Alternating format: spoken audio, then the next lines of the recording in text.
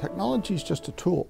So the appropriate tool, MRAPs in Iraq, because if you reduce your casualties, noticeably reduce your casualties, and make it more difficult for them to kill you, which makes them more visible so you can round them up better, then that's a useful tool. Not a solution. It's not a panacea. It's one tool in a toolkit.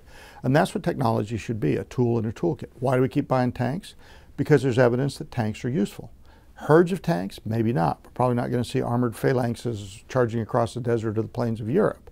But when you're in an urban fight, a platoon of tanks attached to a battalion is a very, very useful set of tools.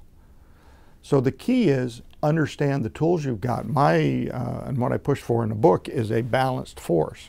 And I use the Marine Expeditionary Force as an example. This is an air-ground team that's balanced. On the ground side, if you need a mech-heavy force, you activate a reserve tank battalion, a reserve AAV battalion, and you've got essentially a pretty good mechanized infantry division. Not world-class U.S. Army division, which is much heavier and much more equipment intensive, but good enough to beat anybody else in the world. That same division, if you need it in a low intensity or a jungle warfare or a mountain warfare, it's got lots of infantry. So this is a tool that is useful. Since we can't predict where we're going to fight with any clarity, then versatility is the key.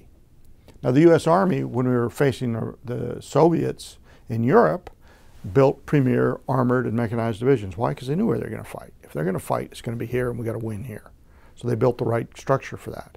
You can't then take that division, move it to Korea and expect it to work.